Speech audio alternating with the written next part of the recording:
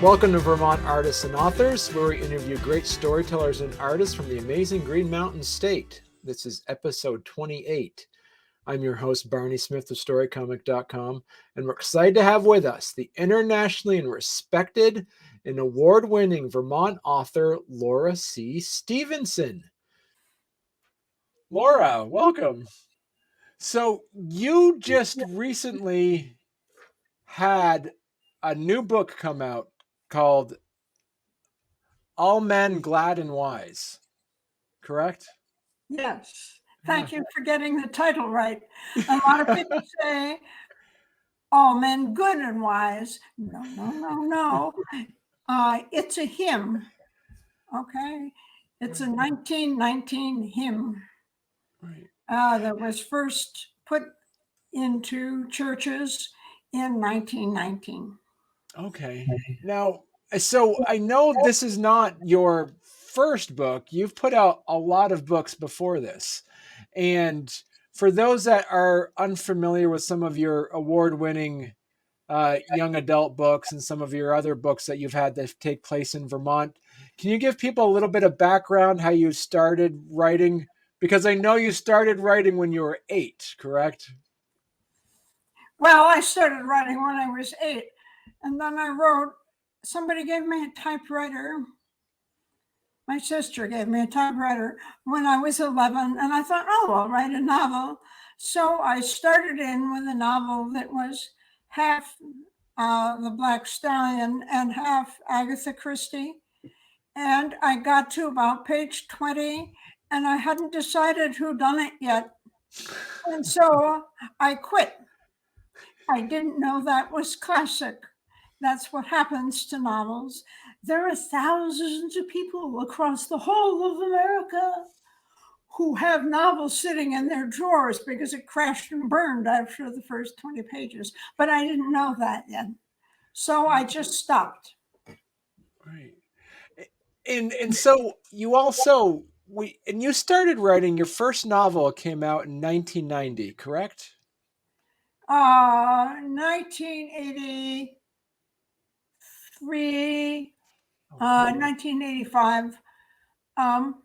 It takes a while, you see, to write a novel. And what had happened was that I'd been on a fancy fellowship and I'd finished the academic book that had been my dissertation, and it had been accepted by a classy press, and all looked good. And then I went deaf. I had been going deaf for some time, but all of a sudden it got to be really deaf, not just an inconvenience. And so I came to Vermont, to my family's house, old house, with my 11-year-old daughter. And I no longer had a research library. So I had to make this stuff up. So I thought, well, I've always wanted to write novels. Why don't I give it a try? So I gave it a try. I wrote it for my daughter who had decided she wanted to live with her father in California. So I wrote Happily After All, that's the other one that gets the wrong title all the time. Right? They say happily ever after. No. Happily After All. The prince and the princess got married and they lived happily after all. All right. So, and then Meg said, hey, you didn't write me a novel. So she had drawn up a map of an island for her social studies class. And I said, oh, that island needs a history. So I wrote one. And that was The Island in the Ring. By this time, the girls were quite a bit older than they had been when I started the novels. And so I wrote 2 more novels for young adults. All the King's Horses and A Castle in the Window, which were both fantasies. And then they got into college and whatnot. And I wrote 2 semi-autobiographical novels set in Vermont. One of them was Return in Kind, and the other one was Liar from Vermont. And if you want to write an effective autobiographical novel, you got to tear the heck out of yourself and go through what you went through when that novel was happening in real life. And so, especially Liar from Vermont was very difficult. So when I finished that and I got it published, I thought, I'm going to write something really frivolous and it's going to be fun. And that's All Men, Glad and Wise. And it was fun. It was a blast to write. I had such a good time. So my question, this book takes place after the Great War in 1919 in England. So what made you decide that setting? Well, it's an Agatha Christie novel, right? I looked her up the other day. Do you know that her novels collectively sold more than 2 billion copies and were translated into every single language? I mean, the lady was amazing. Okay, so I used her country house mystery. Okay, but of course, everybody else who has written a country house mystery, you got to add your own twist, or it turns out to be derivative, and you don't want that. Okay, so my twist was writing it from the point of view of the stable lad. And that did something interesting that I hadn't really expected.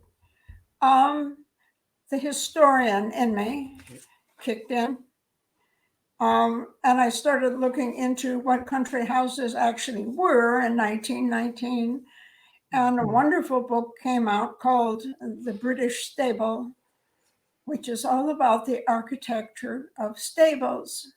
And these aristocrats and gentry, who, by the way, owned 56% of England, okay, just as a total, right? And they had money, and they could pay the best architects of their times. And so those architects, the big, big names, designed stables, and they are just spectacular. They are wonderful.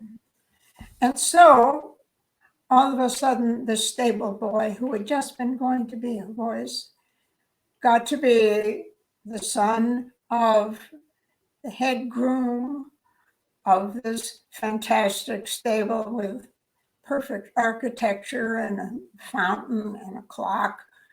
And everybody sort of accepts Harry Green, that's his name, as the next head groom. And the head groom of a 20-horse stable in a big family, and the stable was famous. Okay, that's a pretty good position. Only there's a catch. Harry's a girl. Okay. And girls couldn't do dressage, which was what Harry was brought up doing.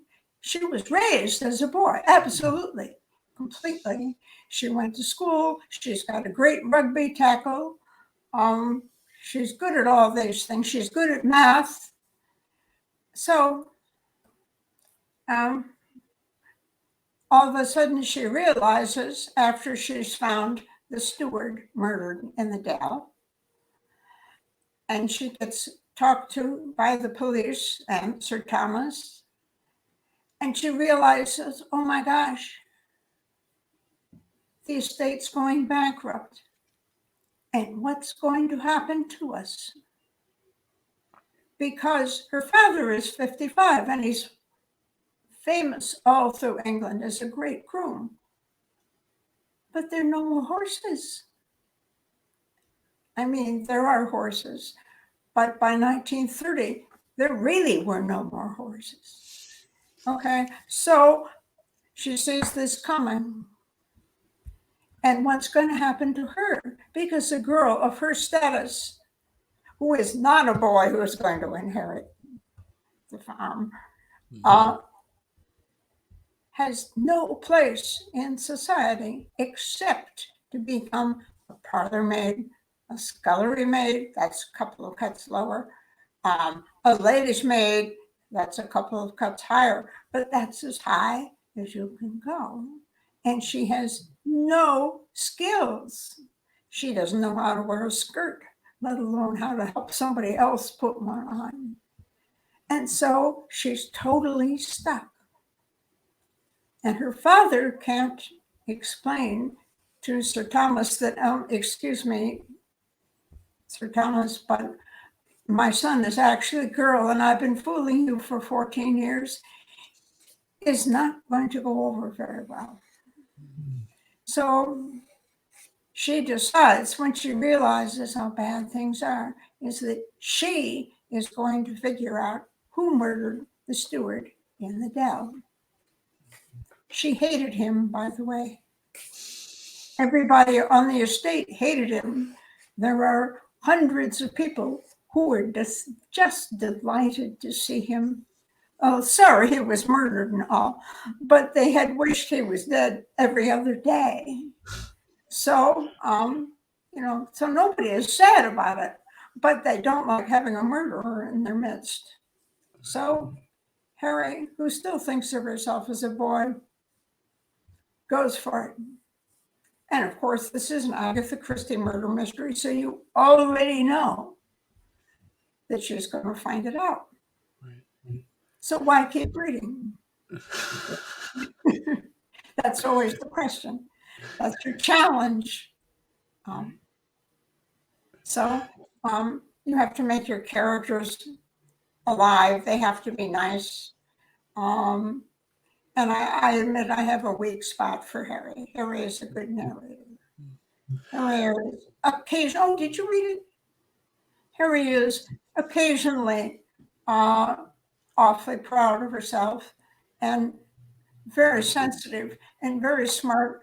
Basically, she's a 14-year-old who has worked every day of her life under her father, who she calls Sir, and as a dressage rider, and dressage is the most disciplined of the riding arts. It's like ballet, okay? You don't mess around. You do everything right every time. So you have a degree in history, correct? That's right. So I'm curious about, when it comes to writing a historical novel, a mystery, how much creative licensing do you give yourself to tweak historical accuracies in order to fit within the story you're trying to tell? In this particular case, I did as little tweaking as I could. And it was fairly easy. The book starts 5 months after armistice, and Hugh Chandos Willingford, right, the son of Sir Thomas, has been killed in the war, along with all the boys and young men that she kind of grew up with. She's younger, but she grew up with all these guys, and they all followed Hugh to the front, and they were all wiped out. The whole regiment was wiped out at Passchendaele. End of story. Okay. Mm-hmm. And the whole farm is it's 2,000 acres, and everybody that age is dead. So there's a tremendous loss. That's number one. That's easy enough to portray. The other thing is what's happening to grooms when all of a sudden in the last 15, 20 years.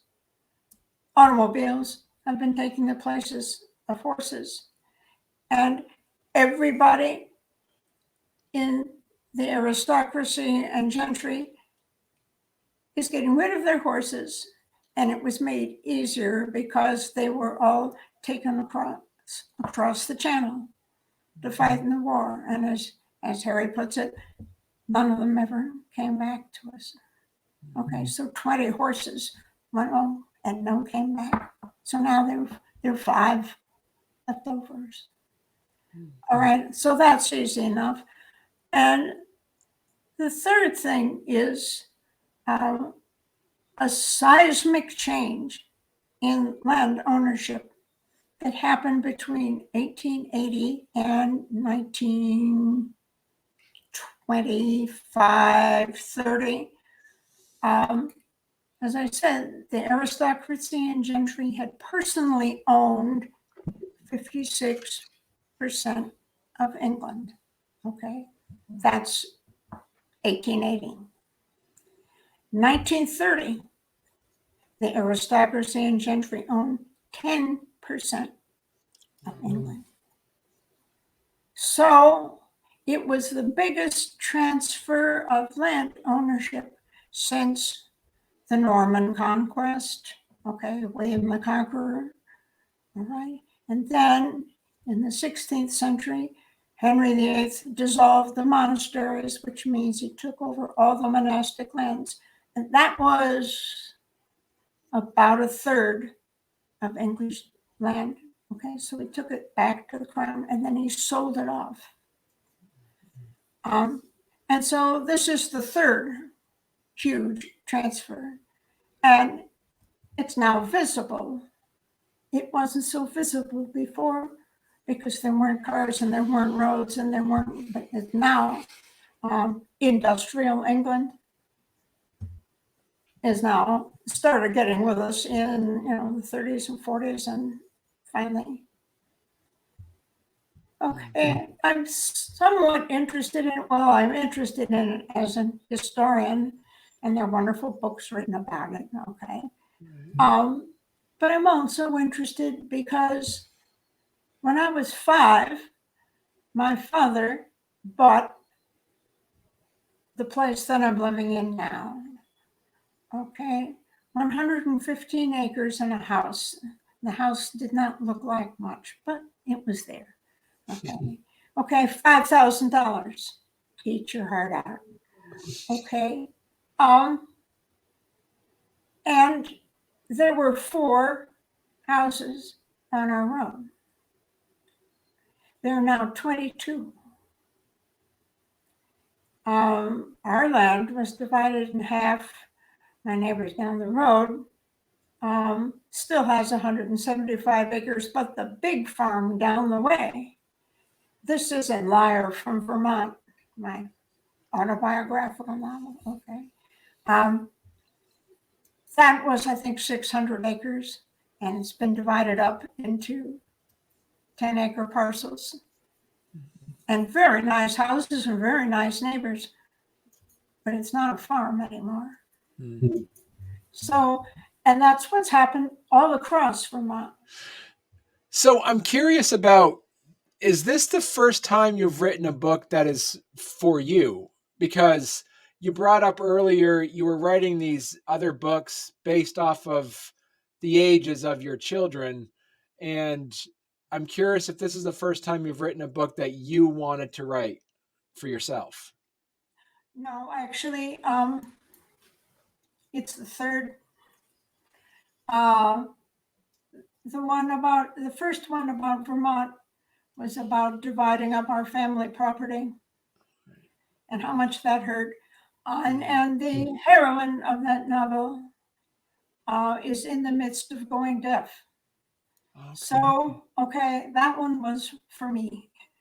Mm-hmm. And then having done that, I thought, okay, I'll do a pre-deaf childhood growing up in Vermont in the 50s. So that one, in 50s and 60s. It starts in 51, it ends in 64. Okay. And are you going to go back to do any new young adult novels, or was that mostly because now that your children are older now that you don't think you'll write those again? Well, I have grandchildren, Okay. but one of them wants to be a novelist. We'll see.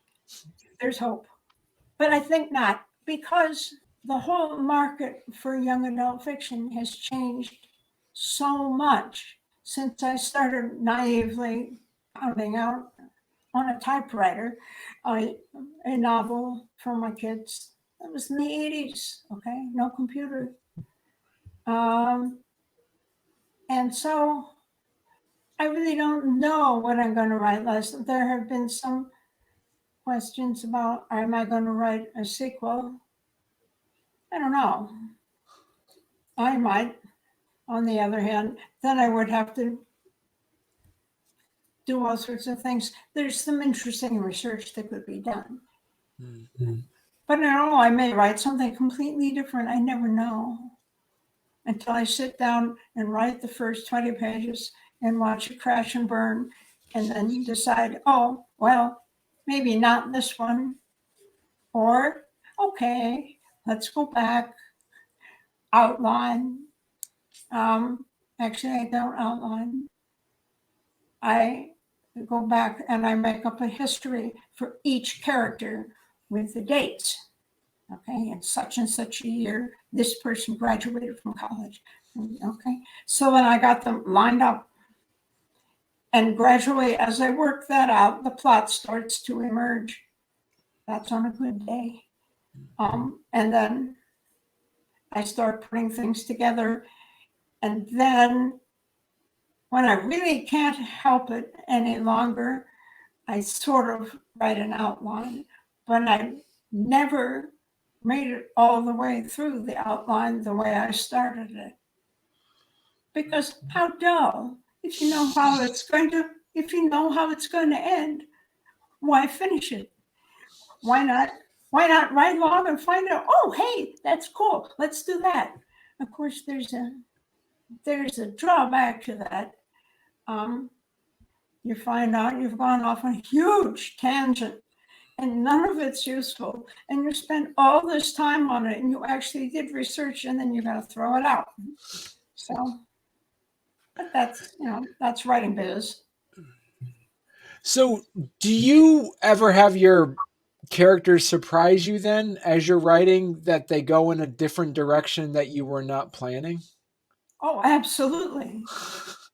They keep me under control very well. Yeah, Harry, for example. Oh, I had all sorts of plans for Harry, but Harry stubbornly decided she was going to solve this mystery and she was going to do it her way. And it was not the way anybody else was going to do it. So I followed along. And I'm also curious about your reviews that you do. Would you consider that as a point of advice for other people who are thinking about writing their own books, to review other books that they've read? Not at the beginning. Okay. And actually, it's depending on what's going on in their lives. Supposing you're 25, 30-year-old writer, and you got one baby on each hip, and this happened to me, right? And you don't have all that much spare time. The last thing you should be doing is writing reviews. You should be writing your own stuff. And if you can't do that, and your time comes in 15-minute intervals, if you have 2 kids in diapers, okay, you should do exercises. There's a book by John Gardner. It's really old. He was a famous writer in the 80s, and it's called The Art of Fiction. And it has exercises in the back. draw a landscape as seen by a bird. Write a dialogue in which the two characters are lying to each other. Okay, he has a whole bunch of them. Write the opening of a short story, write the opening of a novel. What's the difference? So he makes you do these things. And I found them, boy, was it helpful when I started writing. And then when I was at Marlborough College, I started giving a course. Marlborough had a writing requirement. And if in your first 2 years you couldn't pass in 20 pages of reasonable prose, pretty good spelling, punctuation, okay, but basically good prose, then you couldn't stay. So my job was to keep them there. And I gave a course that was called Elements of Style, and basically it was a grammar course.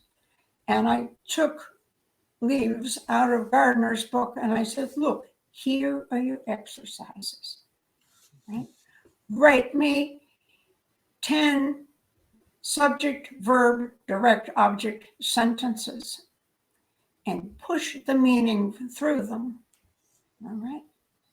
Next, write 10 subject, verb, indirect object, direct object sentences and push the meaning through them. You don't have to say anything, but you do have to have them be sort of sequential, and you can't use any other words.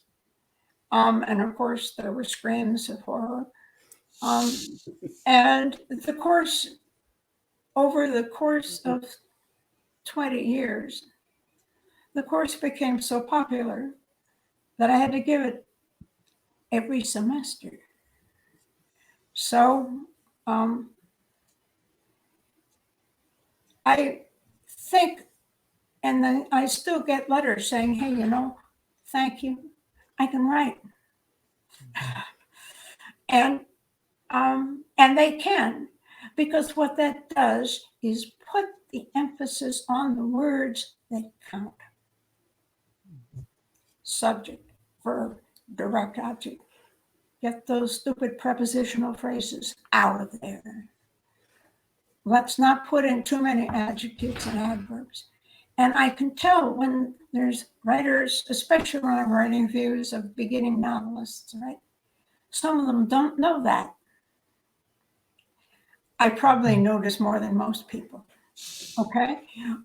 Because they have wonderful imaginations, they have great ideas, but the writing is not really solid. So, and that's what's keeping them. If they've gotten that far, that's pretty good, but most of them end up in the slush pile. I read slush piles for a while for Random House. In those days, it was all in paper, right?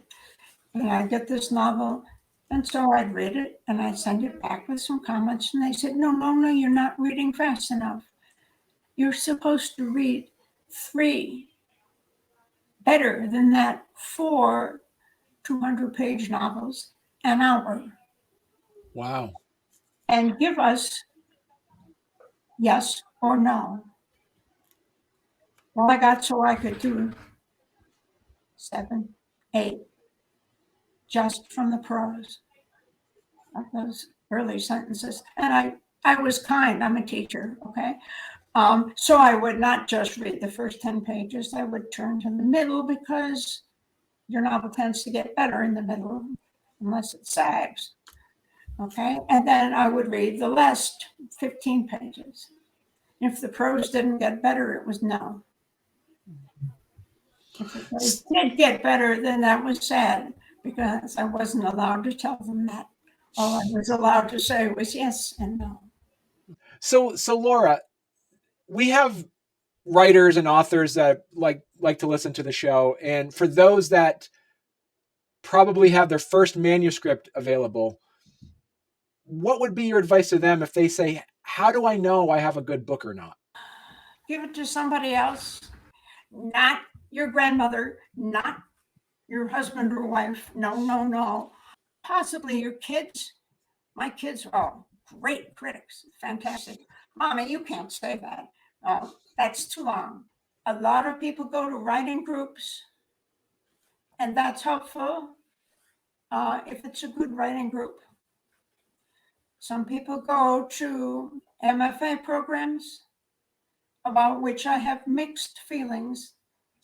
I used to tell my students, all right, in the 80s, I said, it's not the best idea in the world, but there are some very good programs. Well, then universities found it was a great way to make money. And so there are hundreds of them. And some of them are very good, and some of them aren't. And some of them are very helpful. So there's some good programs out there. I find I can tell when I'm reviewing a novel without having read the stuff at the beginning and the end. Okay, that would be cheating. Just having read the novel, I can tell whether they've come out of an MFA program or not. It's hard to put your fingers on exactly what I'm seeing, but they're always just a little bit too audience conscious. And there's stuff that is nastily called MFA prose. I can see somebody is going to skewer me having heard it. But there is. And I find a lot of people who publish at Rootstock, where I'm published, tend to be my age or not a whole lot younger. And they've had a life and a career, and maybe they have retirement and they have time to write. Their prose tends to be better and more approachable. It's not schooled. They've developed their own style. Now, this is not always true. And a lot of them have gone to writing groups. Okay. People do send me manuscripts. I discourage that. Well, I don't. If they're people that I know, I do read their manuscripts. What I almost always say is think in terms of 250 pages. If it is longer than 250 pages, send me the first 25 pages, and I will tell you whether it's worth working on. And of course, I say yes, okay? But please don't send me 500 pages, because no novel, unless you're really super, super good, okay? You don't need to write a 500-page novel. You can probably get the whole thing squeezed into 300. And if you can't, well, you might think of cutting it a little bit. Oh, people scream. And then I tell them, well, I throw out 10 pages for every one I keep. Easily. Sometimes on a bad day, it's 20. And then I say, I think I'll go for a walk. And I'm now reviewing novels for the Historical Novels Society. And some of those are self-published or Amazon published. And I'm reading two now that are both quite good, but doggone it, they're 650 pages long. And they don't have 650 pages to say. Okay, so that's cruel. I've had it said to me. But that is the first thing I generally said to students who came in with these great tomes their freshman year at Marlborough. Look at my novel. Is it ready to go? No. Not yet. But you know, we can work on this. The other thing to do is when it's too long, and why don't you start a new one? Maybe your second novel. Almost nobody publishes their first novel. Okay, it's generally kept in a drawer. And loved and some seen and cannibalized. You can actually feed little bits of your first novel to your second and third. But I think I was brought up as a historian, and the first thing they told us in the first week of classes, when we were all looking at each other and saying, "Oh my God, what are we doing here?" First thing was, the profession writes too much. And our first papers in one class, you were not allowed to write more than 3 pages. And you had to do research that took about a week of solid work. All right. And then you had to write that up in 3 pages with footnotes at the bottom of the page. Okay. So I was trained on squashing it. So is there a genre that you're not a big fan of? Is there a genre of literature that you not you No. you, you no. When I was really broke, when I first moved to Vermont, I thought, well, maybe I could write a Harlequin romance, because you get, I forget how much it was then, I think it was $5,000, and you sell the copyright. And I thought, well, I can bang this thing out and I'll get $5,000 and we can live off that while I write the next one. Right. So I started, and about page 20, he kissed the pulsating hollow of her collarbone. And I threw up, and that was that. So there is that, and there's historical bodice rippers. My sister really likes those. I've never been able to get through one without giggling. The person who can pull it off is Stephanie Barron, Barron, who wrote the Jane Austen mysteries. And they're very good. And boy, does she know her Jane Austen. But there are passages in those when you know, Stephanie, cool it. This is becoming a bodice ripper. She stops herself, but that's the way she wants to go. Anyway, but she's very good. So when you mentioned editing, taking out parts of books, was there anything in All Men, Glad and Wise that you had from a previous book, or is there anything in there that you took out that you want to put into a future book? Anything that I took out? No, I think most of it had to go. All right. All right. There are stuff, if I get around to writing a sequel, there's stuff that could happen. But I don't want to do a spoiler, but there's stuff in All Men, Glad and Wise that would come out in the next book that there's a hint, but you'll have to find out what it is. But one thing that happened, it would have to be set later, like maybe 5 or 6 years later, when she's graduated from school and all that stuff. And I wanted to get into eugenics. And what was happening with eugenics. And it even has a title, Let All Mortal Flesh Keep Silence. It's another hymn. But the flesh has different ideas coming with it, but eugenics would be a major part of the plot. And it starts with horse breeding, and then it crosses over into people. If people want to get your books, where's the best place they can go to find your books? It's Bartleby's bookstore in Wilmington.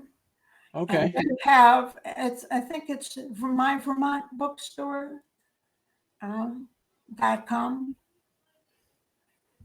and they can get it.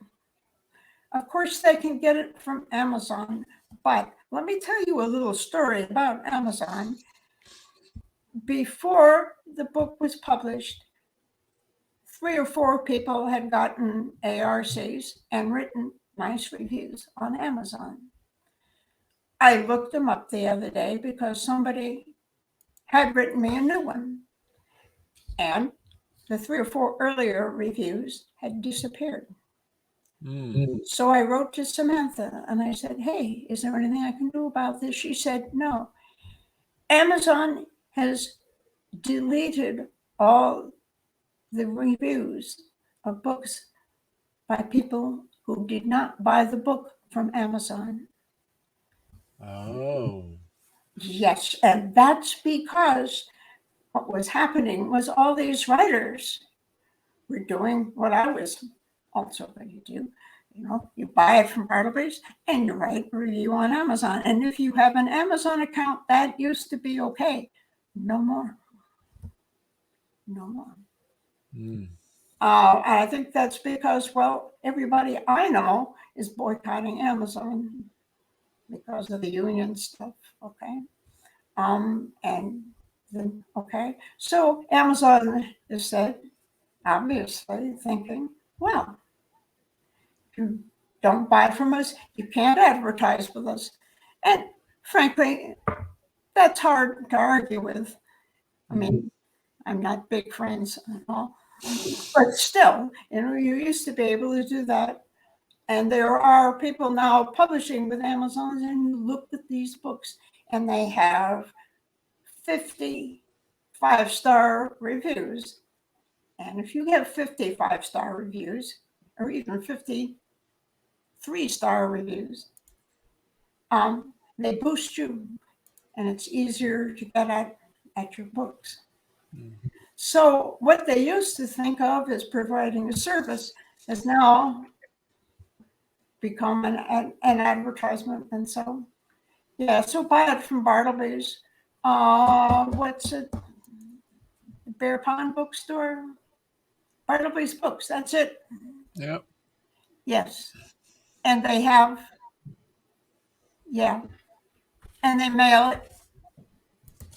That's right, Vermont titles. They have special Vermont titles. And there I am. Right. Perfect. Go on to their website and they send you the book. Right.